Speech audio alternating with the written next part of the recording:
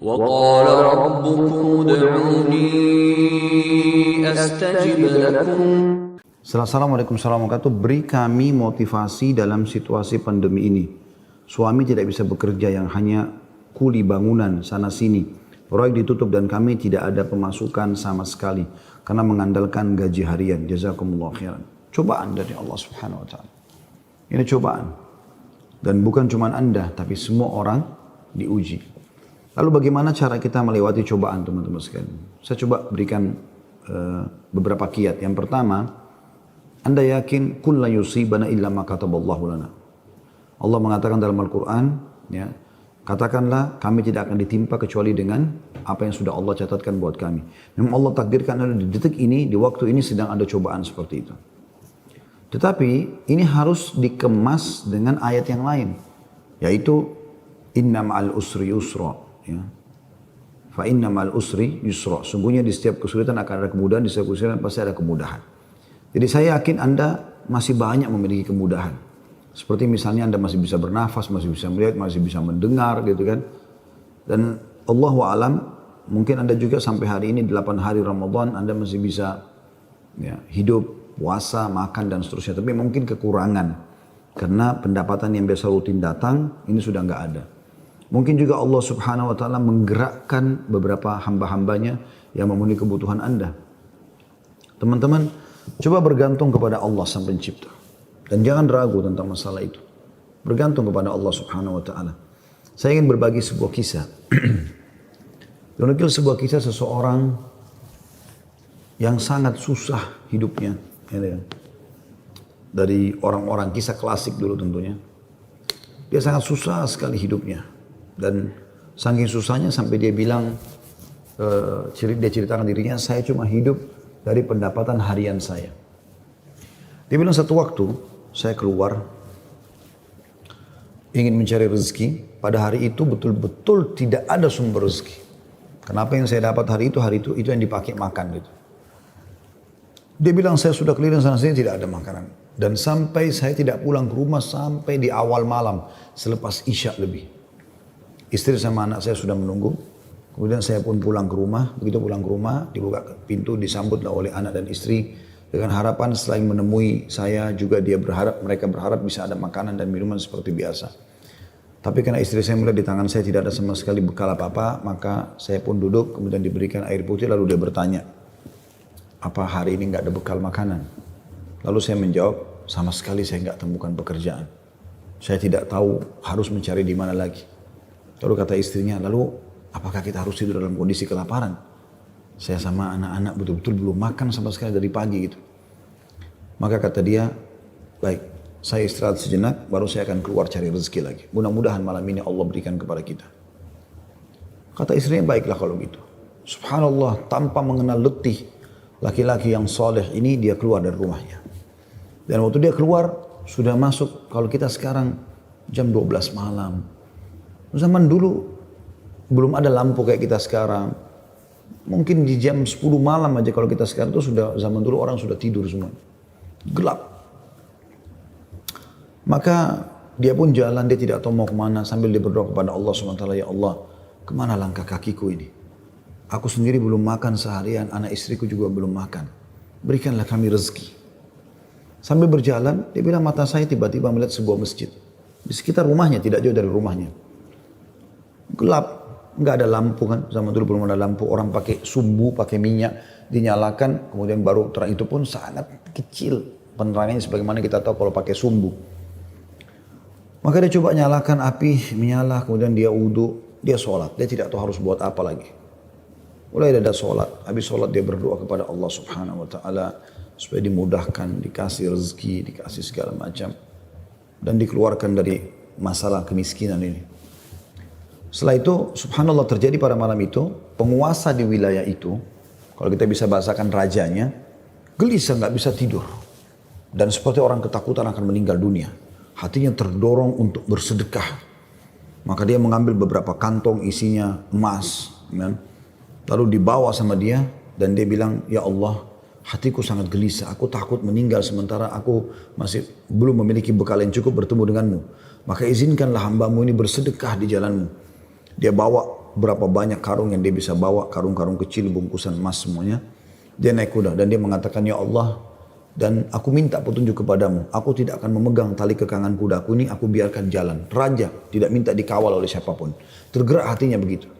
Subhanallah, dia jalan. Jalan. Subhanallah, ya, Maha Suci Allah, kisah nyata ini menjelaskan, kudanya berhenti di masjid yang ada orang soleh tadi yang susah itu. Dia juga heran, kudanya masuk di halaman masjid, diam di situ. Dia turun, apa ini rahasianya? Kenapa Allah datangkan ke masjid ini? Dia bilang, saya masuk ke masjid gelap, cuma ada satu saja sumbu lampu, ya, sumbu lilin. Kemudian saya mendengar seperti ada orang suara, ya, orang yang berbicara. Saya coba mendekati suara itu, ternyata orang yang sedang berdoa. Nah tadi orang yang miskin itu berdoa. Ya Allah, mudahkanlah rezeki, saya sudah seharian tidak makan sama anak istri saya. Berikan kami rezeki, saya tidak tahu harus kemana lagi. Saya mohon kepadamu. Dia rengek-rengek sama Allah. Raja ini dengar, maka raja itu menegur si orang tadi miskin ini. Setelah salam, dijawab salam, dia mengatakan, si raja ini bilang, saya dengar tadi keluhanmu kepada Allah Subhanahu wa Ta'ala. Saya kebetulan bawa beberapa kantong uang emas. Saya akan berikan kepada kamu sebagai sedekah. Dan ketahuilah saya raja di wilayah ini. Saya tadi gelisah, ingin sekali keluar dan bersedekah, dan Allah tunjukkan saya ke masjid ini. Mungkin kaulah yang Allah maksudkan. Dia bilang, lalu saya akan berikan kepada kamu uang ini sebagai sedekah di jalan Allah Subhanahu wa Ta'ala antara kita berdua, dan yang ketiganya Allah. Dan saya berharap apapun yang kau butuhkan, datanglah ke istanaku setiap saat. Saya yakin Allah yang menggerakkan saya bertemu dengan kamu. Subhanallah, orang miskin ini luar biasa kalau punya keimanan. Apa yang dia bilang? Wahai Tuhan, kalau seandainya saya pun masih punya kebutuhan selain apa yang Anda akan berikan kepada saya ini, maka saya tidak akan datang minta kepada Anda. Tapi saya akan minta kepada Allah yang telah mengirim Anda datang kepada saya. Closing kisah ini coba diambil pelajaran baik-baik. Ada kisah yang lain, ini dihadiri oleh Imam At-Tabari. Menukil kisah ini, pada saat itu Imam Tabari masih muda gitu. Ada seorang yang sangat tua di Mekah. Dia menaungi kurang lebih 8 orang wanita. Cuma dia sendiri laki-laki. Seingat saya dalam kisah itu disebut ada 4 anaknya perempuan. Ada istri dia bertelimah. Ada mertua dia 6. Kemudian ada 2 saudari dia perempuan. 8. Ya. Sama dia 9 orang. Jadi 8 wanita. Semuanya miskin. Hidup hanya dari hasil orang ini. Dan orang ini sudah tua. Umurnya 60 tahun, hampir 70 tahun. Ringkas cerita teman-teman sekalian. At-Tabari menceritakan karena dia bilang, saya hadir dari awal kisah ini, maka saya coba ceritakan. Dia bilang ada seseorang yang tua, miskin. Saya melihat lalu lalang di sekitar Masjidil Haram di Mekah ya, di musim haji. Dia coba mencari sesuap nasi gitu kan. Kata Imam Tabari. Kemudian dia tidak temukan. Lalu dia pulang ke rumahnya. Imam Tabari tertarik untuk mengikuti orang ini sampai akhirnya tiba di rumahnya. Dan dia lihat keadaannya orang ini susah, miskin sekali gitu. Yang jelas dia ditanya oleh istrinya, mirip dengan kisah tadi, apakah ada makanan buat kita hari ini? Kebetulan waktu itu awal Ramadan di Mekah. Mereka tadi sahur, tidak ada makanan, sekarang mau buka puasa juga nggak ada makanan. Maka dia bilang, saya sudah coba tadi keliling mencari makanan buat kita buka puasa, tapi nggak ada. Kemudian dia bilang, coba saya keluar lagi. Keluarlah orang tua ini, jalan jauh dari rumahnya. Apa kira-kira yang harus dia lakukan? Dia harus kerja kemana? Sambil bermunajat kepada Allah, ya Allah berikanlah rezeki. Sampai karena dia capek, dia duduk di sebuah pohon, dibawa sebuah pohon. Kemudian dia sengaja tangannya dia menyentuh tanah yang ada di situ. Kemudian dia menyentuh seperti satu barang keras gitu. Waktu dia lihat ternyata ada kotak di sebelah dia. Dia tidak perhatikan waktu pas mau duduk. Dan kotak ini biasa dipakai untuk ngisi emas gitu. Maka dibukalah sama dia kotak tersebut. Ternyata betul ada emas dalam. Banyak sekali. Kalau saya tidak salah waktu itu 1000 keping emas ya. Maka dia pun melihat, membuka, ini harta yang luar biasa. Di siang hari nggak ada orang, di bawah pohon, gitu kan. Dia lihat kiri kanan, nggak ada pemukiman masyarakat, di pinggiran sekali, gitu kan. Maka diambil sama dia, dibungkus dengan rapi pada saat itu dengan kainnya. Dan dia sempat berpikir, terlintas di benaknya, syaitan menggoda, gitu kan. Kau orang miskin, kalaupun kau tidak mau mengambil semua, ambillah minimal 1 batang emas atau 1 koin dinar emas, ya, yang kau bisa infakkan untuk buka puasa keluargamu. Tapi dia melawan sambil dia mengatakan, tidak bisa, ini bukan hak saya. Kalaupun ini luqata ini seperti harta yang harta yang ditemukan. Kan itu syaratnya harus teman-teman sekalian diiklankan selama setahun ya. Selama setahun Anda iklankan, kalau sudah setahun baru bisa mungkin jadi hak milik Anda. Ya. Yang jelas teman-teman sekalian, dia pulang ke rumahnya, lalu kemudian dia rencana tidak mau sampaikan kepada istrinya. Terus istrinya rupanya karena membuka pintu melihat ada di tangannya sesuatu, maka istrinya bilang, apa kau sudah bawa bekal buat kami? Kata dia, nggak ada. Lalu kemudian dia mengatakan, tapi apa itu? Di bawah bungkusan kainmu. Dia bilang, ini bukan urusan kamu. Dia bilang, saya minta atas nama Allah, jelaskan apa itu. Karena istrinya membawa nama Allah, maka dia mengatakan, ceritanya begini tadi. Istrinya, perempuan, miskin, dengar emas gitu kan. Perempuan kaya saja dengar emas mungkin tertarik, apalagi yang miskin, yang susah gitu. Maka dia mengatakan, kalau gitu kita bisa gunakan, karena kita orang miskin dan itu harta yang kau temukan. Kata dia, tidak demi Allah. Kalaupun ini kita bisa gunakan setelah 1 tahun kita iklankan. Tidak boleh sembarangan. Maka istrinya bilang, kalau begitu, mirip dengan tadi godaan awal syaitan. Kalau begitu minimal ambil 1 koin dirhamnya, dinarnya. Kita pakai buka puasa. Halal buat kita sekarang, kita ini miskin sekali, nggak bisa apa-apa. 8 orang kau harus naungin sekarang. Dia bilang, tidak demi Allah. Kalau seandainya kau sentuh kotak ini ada yang kau ambil, demi Allah kau saya ceraikan. Istrinya kaget dengan kata-kata itu, akhirnya dia lihat keseriusan suami, dia tidak berani juga. Disimpanlah di rumahnya. Akhirnya tiba waktu buka puasa, mereka buka puasa apa adanya, air putih saja, roti-roti kering ada di rumah, itulah yang dimakan sudah. Besok pagi, selepas sholat subuh di Masjid Haram, orang tua ini pas keluar, ternyata ada 1 orang dari Khurasan. Khurasan ini dari wilayah Irak sama Iran sana ya. Datang, naik di atas sebuah batu dekat Masjid Haram, lalu teriak-teriak. Nah, dia mengatakan, wahai muslimin, wahai orang-orang yang sedang haji, wahai hamba-hamba Allah, saya kehilangan sebuah kotak emas, kotak isinya 1000 dirham emas, 1000 dinar emas. Siapa yang menemukan, tolong kembalikan kepada saya dan semoga Allah balas kebaikannya dengan pahala dan pengampunan dosa, peninggian derajat dan seterusnya. Rupanya si orang tua ini dengar, kotak ini dia yang temukan kemarin, tapi dia juga butuh. Maka dia mengatakan, wahai Khurasani, Khurasani kayak orang dari Khurasan. Dia tahu ini dari Khurasan, mungkin dari face wajahnya gitu kan, mirip-mirip orang Khurasan. Wahai Khurasan, kalau ada orang yang temukan, berapa kau kasih dia? Kemudian kata orang tersebut gitu kan, Khurasan itu, berapa kira-kira dia minta? Kata orang tua ini, minimal kau kasih dia setengahnya. Kata orang Khurasan, tidak bisa. Kalau begitu, kasihlah berapa yang kau mau. Mungkin 1/10-nya. 10% maksudnya. Kata orang Khurasan, tidak bisa. Dia kembalikan karena Allah dan saya doakan supaya dapat pahala di sisi Allah. Dia miskin. Ini hari kedua Ramadan. Sahur dan buka puasa kemarin pas-pasan cuma dengan roti kering dengan air putih. Sudah tua, umurnya hampir 70 tahun. Mau kerja di mana? Di rumahnya sudah ada emas yang begitu banyak. Godaannya luar biasa. Ya.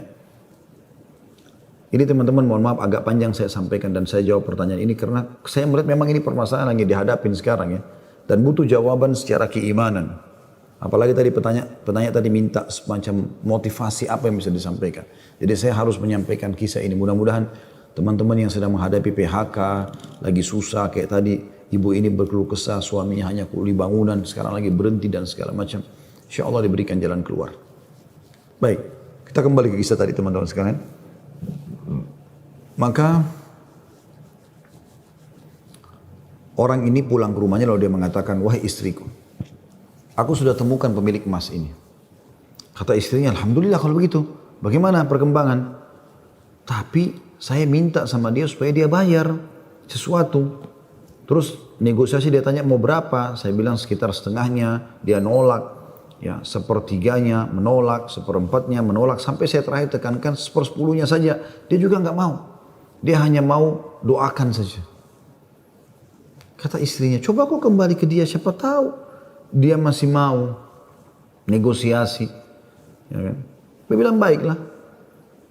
Dia kembali lagi, ketemu lagi sama orang tadi, gitu kan, di hari yang ketiga sekarang.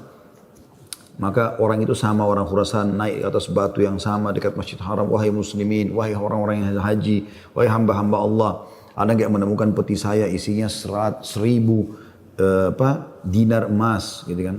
Semoga Allah berikan dia kedudukan, Allah ampuni dosanya, angkat derajatnya dan seterusnya, didoakan gitu.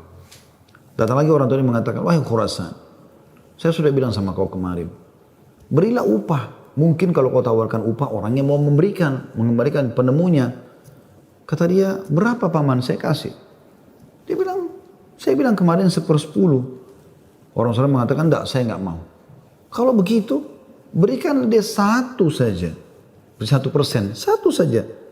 Ya, dinar itu, yang dia bisa pakai setengahnya, dia sedekahkan untuk beri makan orang-orang susah di sekitar haram. Setengahnya lagi dia pakai buat kebutuhan keluarganya. Khurasan ini, orang Khurasan ini diam lalu mengatakan, tidak demi Allah. Jadi luar biasa, dia nggak mau kasih. Pokoknya dia kembalikan utuh, ya, atau nggak usah. Dan dia berharap pahala di sisi Allah. Kalau dia minta bayaran, saya nggak mau. Orang ini kembali lagi ke rumahnya, bilang lagi sama istrinya, orang ini betul-betul tidak mau. 1 koin dinar, 1 dinar pun dia nggak mau kasih. Kata istrinya, lalu bagaimana? Kata dia, saya akan berazam sudah mau kembalikan. Semoga Allah menyelesaikan permasalahan kita. Kata Imam Tabari yang menceritakan kisah ini, dia betul-betul hadiri kisah ini. Dia tahu ini jalan ceritanya dan dia menceritakan. Lalu orang ini kembali lagi, ternyata di hari selanjutnya masih sama lagi kejadiannya. Terus kemudian kata orang tua ini karena sudah 3 hari berturut-turut dia mengatakan, wahai Khurasan, kau mau petimu? Saya tahu di mana petimu itu. Kata dia, ya baiklah, saya akan ikut. Ikutlah dia. Kata Imam Tabari, saya ikut ke rumahnya orang tua ini. Jalan. Pada saat tiba di satu rumah, ada rumah yang terbuat dindingnya dari tanah liat. Sama sekali tidak kelihatan ada layak untuk ditinggal. Tapi hanya sekedar tanah liat, mungkin kalau ada angin kencang bisa rubuh. Atapnya ditutup hanya dengan kain-kain sobek. Ya. Pintunya pun diangkat untuk dibuka gitu. Kemudian dia masuk dan dia persilahkan masuk. Saya pun izin. Saya mengatakan, maaf paman, bisa nggak saya ikut masuk? Karena dari awal saya lihat kisah ini. Maka dia mengatakan, masuklah. Dia bilang, waktu kami masuk, rumah itu nggak ada sama sekali karpetnya. Nggak ada apa-apa, kosong lompong. Cuma ada semacam sekat dan seakan-akan di belakang sekat itu ada wanita-wanita tua yang kelihatan dari penampilan mereka juga itu susah, bajunya pas-pasan gitu. Lalu kemudian orang tua ini menuju ke satu arah di rumahnya, terus digalilah tanah, dikeluarkanlah kotak tersebut. Lalu kemudian dikatakan, sayalah penemunya hartamu itu, ini. Dan saya sempat minta sama kamu agar kau berikan sebagian. Sebagaimana kau lihat ini keluarga saya, susah begini. Saya sini 9 orang di rumah kecil ini. Saya sendiri laki-laki dan umur saya sudah hampir 70 tahun. Sementara ini istri saya ada di sini juga sudah tua. Ada mertua saya, ada 2 saudari saya, ada 4 anak saya. Mereka semua miskin. Gitu kan. Maka orang Khurasan itu mengatakan, dia buka, dia periksa ternyata masih utuh 1.000. Dia mengatakan, tidak. Saya tidak akan memberikan apa-apa. Lalu kemudian dia angkat, lalu dia keluar. Saya cuma bisa doakan kamu kebaikan. Waktu dia keluar, kata Imam Tabari, semua perempuan-perempuan tadi yang tua-tua ini ada, yang memang bajunya lusuh. Seperti orang yang menggigit jari dan kaget ada orang diberikan kembali 1.000 dinar, tidak dibayar sedikit pun. Dan tokoh kita ini luar biasa, dia hanya mengatakan, Inna lillahi wa inna ilaihi raji'un. Dah, kalimat istirja, ini musibah. Ya, sudah mendapatkan apa dan dia betul-betul jujur, dia jaga, dia enggak ambil karena takut kepada Allah SWT. Dia bilang sementara itu, kata Imam Tabari bilang, saya tidak tahu mau bilang apa. Saya pun menundukkan kepala, serba salah karena waktu itu Imam Tabari masih muda dan belum punya apa-apa gitu. Dia juga membantu apa gitu. Dia bilang, tiba-tiba ada yang ketuk pintu. Lalu pemilik rumah ini buka, ternyata orang Khurasan tadi kembali lagi. Kata dia, ada apa wahai Khurasani? Ya, istilahkan Khurasani maksudnya nisbat kepada negeri Khurasan itu ya. Kata orang Khurasan itu, bisa saya masuk? Kata dia, baik silahkan masuk. Masuklah dia. Kemudian dia mengatakan begini ceritanya. Saya ini punya seorang ayah yang meninggalkan 3 peti emas seperti ini. Masing-masing isinya 1000 dinar emas. 1000 dinar emas. Saat dia waktu ayah saya waktu meninggal, dia mengatakan 1 dinar emas kamu bagikan sebagai warisan. 1 dinar emas, 1 kotak maksudnya, bukan 1 dinar ya, maksudnya 1 kotak. Berarti 1000 dinar emas kau bagikan sebagai warisan. Itu sudah banyak sekali. 1 kotak 1000 dinar emas lagi kamu gunakan untuk pergi haji kalau aku meninggal. Dan 1 kotak dinar emas lagi sepertiga hartanya maksudnya, itu kau berikan kepada 1 orang yang sangat miskin dan susah. Saya ingin supaya mereka jadi baik kehidupannya. Maka dia bilang orang Husain ini, itulah sebabnya wahai paman, saya tidak mau memberikan Anda 1 dirham, 1 dinar pun. Karena ini amanah orang tua saya. Tapi demi Allah, setelah saya keluar dari sini, saya tadinya memang mau menguji, mau melihat apakah Anda betul-betul susah atau tidak. Ternyata sudah saya lihat tempat Anda dan saya keluar, Anda pun tidak marah, tidak apa. Maka saya melihat Anda orang yang paling layak untuk menerima. Maka ambillah ini semua sedekah atas nama ayahku. Kata Imam Tabari, tiba-tiba orang itu taruh, kemudian dia lari, pergi. Saya berusaha mengejarnya, ingin mengucapkan terima kasih bersama pemilik rumah. Kami sudah tidak bisa melihatnya, dia sudah hilang orang itu. Kemudian saya pun dipanggil kembali oleh pemilik rumah. Duduk, kemudian dibukalah pada saat itu kotak itu. Lalu mulai dia panggil ke-8 wanita yang ada di rumahnya itu. Kata Imam Tabari, demi Allah dia mulai membagi kepada kami rata. Semua, satu-satu perempuan dikasih 1, dilempar. Dan diduduk seperti orang yang duduk bersila. Jadi kain baju itu, ya habis itu biasa yang kita tahu kalau kita bersila bisa ditaruh sesuatu ya. Maka mulai dia melempar dinar-dinar emas itu satu persatu. Kata Imam Tabari, ke dia juga 1, lalu dilempar ke saya juga 1. Karena jumlah kami 10, karena kan tadi mereka 9, orang ini sama 8 orang wanita sama Imam Tabari itu 10. Maka kami masing-masing mendapatkan ya 100 dinar. Kan 1000 kan? 100 dinar. 100 dinar banyak sekali udah. Gitu kan jumlahnya. Setelah selesai, lalu dia mengatakan kepada istrinya, wahai istri, bukankah ini lebih baik setelah kita sabar sedikit, Allah menjadikan semua jadi milik kita, daripada kemarin kamu ambil 1 dinar tapi haram. Kemudian dia balik kepada saya, kata Imam Tabari, dan dia mengatakan, demi Allah, baju ini yang saya pakai, dia bilang, hanya ini baju yang utuh di rumah kami. Sebagaimana kau lihat baju-baju ini semua yang dipakai oleh keluargaku, tidak ada yang layak dipakai sholat. Jadi kalau waktu sholat tiba, saya sholat dulu, kemudian saya sembunyi di satu tempat, baju ini saya buka, dipakai oleh istri saya, dipakai sholat. Habis itu dibuka, dipakai sholat oleh mertua saya, dibuka, dipakai sholat oleh saudari saya, oleh anak saya. 1 baju. Kata Imam Tabari, saya berterima kasih padanya, kemudian saya pergi. Saya menemukan harta itu sangat berkah dalam hidup saya, dia bilang.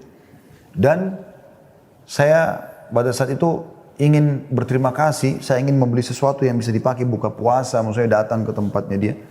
Saya temukan ternyata perempuan-perempuan yang tadinya mereka bajunya kumuh, sudah berganti baju, mereka bawa makanan-makanan, mereka buka puasa dengan light.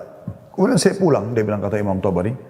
Beberapa tahun kemudian saya datang lagi ke Mekah, saya datang ke alamat yang sama, rumah itu sudah tidak ada, saya cari tahu ternyata orang tua ini sudah meninggal, dan saya temukan anak-anaknya yang perempuan 4 itu semua menikah dengan tokoh-tokoh masyarakat Mekah, orang-orang kaya, dan keluarga mereka menjadi orang yang mampu semuanya.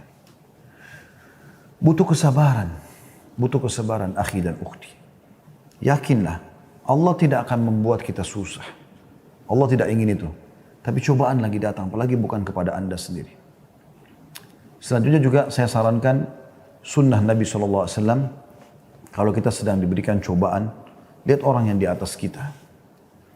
Lihat orang yang lebih susah. Kalau kita pincang, na'udzubillah, puntung kakinya 1, lihat orang yang puntung kakinya dua. Puntung kakinya dua, lihat orang yang juga puntung tangannya. Puntung kaki dan tangannya, lihat orang yang buta. Selalu orang yang lebih susah. Sehingga kita selalu tahu nikmat Allah begitu besar kepada kita. Kadang-kadang teman-teman saya lihat ada orang berkeluh kesahnya luar biasa, padahal sebenarnya masalahnya kecil dalam hidupnya. Masalahnya masih bisa dia laluin, tapi dia besar-besarkan masalah itu. Sehingga akhirnya dia tidak bisa melalui cobaan dengan baik. Apa kata Umar radhiyallahu anhu tentang masalah ini? Orang yang Allah berikan cobaan kepada dia dan pasti Allah akan uji hamba-hambanya. Sebagaimana Allah jelaskan dalam surah Al-Baqarah, ya, ayat 155 ya. A'udzubillahi minasyaitonirrajim. Walanabluwannakum bisyai'in minal khauf. Kami pasti akan menguji kalian dengan sedikit takut. Minal khaufi wal ju', rasa lapar. Wa naqsi minal amwali wal anfusi wath thamarat, dan kekurangan jiwa. Yang orang kita cintai meninggal, harta juga kurang, hasil panen juga kurang, pekerjaan tidak ada, di PHK, kayak sekarang masa pandemi. Wabashshirus sabirin, dan sampaikan kepada orang-orang yang sabar. Siapa mereka ya Allah? 156-nya. Alladzina idza asabathum musibatun qalu inna lillahi wa inna ilaihi raji'un. Mereka yang kalau ditimpa musibah mereka mengatakan kami milik Allah, kami akan kembali kepada Allah. Lalu Allah bilang apa? Ulaika, mereka lah. Alaihim salawatu min rabbihim wa rahmah. Mereka akan dapat ya jalan keluar dan rezeki dari Tuhan mereka. Wa ulaika humul muflihun, dan mereka adalah orang-orang yang beruntung, gitu kan? Jadi sini teman-teman sekalian, Anda sabar dalam melaluinya dan lihat orang yang lebih berat. Insya Allah akan ada jalan keluar, tidak mungkin tidak. Yang penting teman-teman, di saat kita lagi genting, terus bergerak, terus berusaha, terus ikhtiar, terus berdoa kepada Allah SWT. Saling dukung-menukung, jangan saling menyalahkan. Jangan Anda menyalahkan suami yang mungkin lagi stres juga pengen cari kerjaan. Jangan juga suami berhenti total dari usaha. Apa saja. Mungkin rezeki Anda ada pada tetangga Anda, mungkin ada rumah yang mewah, yang bagus di dekat rumah, tawarkan diri. Betul-betul masa pandemi ini saya kuli bangunan, saya nggak bisa kerja apa-apa, rumah saya di sebelah sini. Ada yang bisa saya kerjakan, bersihin tebun kah, ke taman kah, di sini. Apalah ya, cuci mobil, kan bisa apa saja. Coba, mungkin rezeki di situ. Siapa tahu Allah SWT gerakkan mereka orang-orang kaya tetangga Anda itu, justru mereka bisa menyiapkan buka puasa, sahur. Alhamdulillah, kehidupan bisa berjalan, gitu kan? Maka Allahu a'lam itu yang saya bisa kasih jawaban, karena saya juga merasa prihatin dengan keadaan ibu dan suami dan semua muslim yang sedang tertimpa seperti ini. Semoga Allah SWT memberikan kita semua jalan keluar yang terbaik. Ya.